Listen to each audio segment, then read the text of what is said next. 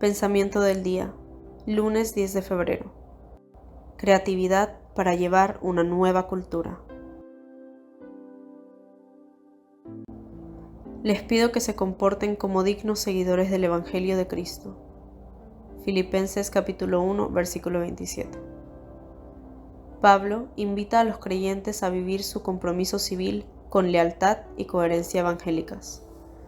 Poco más adelante, en la misma carta, Pablo recuerda que la ciudadanía de los cristianos está en los cielos. Esto, sin embargo, no los exime del deber de asumir su responsabilidad también en el campo social y político.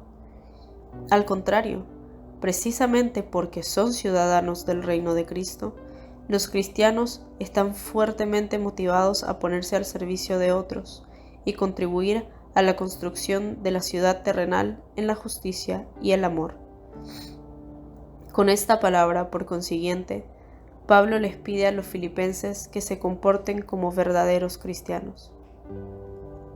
A veces se piensa que el Evangelio no resuelve los problemas humanos y que trae el reino de Dios únicamente en sentido religioso. Pero no es así. Es Jesús en el cristiano, en el hombre, cuando en él está su gracia, quien construye un puente, quien abre un camino. Por eso, como otro Cristo, todo hombre y toda mujer pueden dar soporte en todos los campos de la actividad humana, en la ciencia, en el arte, en la política. Pero, ¿cómo ser nosotros otro Cristo, de modo que nuestra acción pueda incidir con eficacia en la sociedad? Viviendo según se expresa en las palabras del Evangelio. Nosotros hablamos de amor, muy a menudo, y podría parecer superfluo subrayarlo también en este caso. Sin embargo, no es así, porque nuestro hombre viejo siempre tiende a encerrarse en lo privado, a cultivar los pequeños intereses personales, a olvidarse de las personas que pasan al lado, a permanecer indiferente ante el bien público, ante las exigencias de la humanidad que nos rodea. Volvamos entonces a encender en nuestro corazón la llama del amor, y tendremos ojos nuevos para mirar alrededor nuestro y darnos cuenta de qué es lo que hace falta para mejorar nuestra sociedad. El amor nos sugerirá también los caminos para actuar con creatividad y nos infundirá el valor y la fuerza para recorrerlos.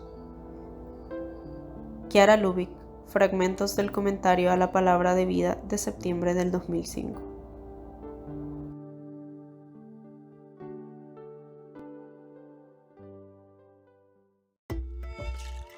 El pensamiento del día es un material de difusión que realizamos personas de buena voluntad que contribuimos con nuestro servicio a lograrlo.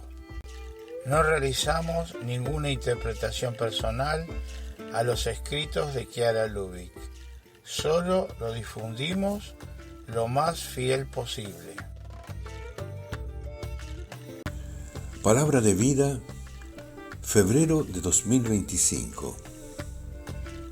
Examínenlo todo y quédense con lo bueno. De la primera carta a los Tesalonicenses, capítulo 5, versículo 21.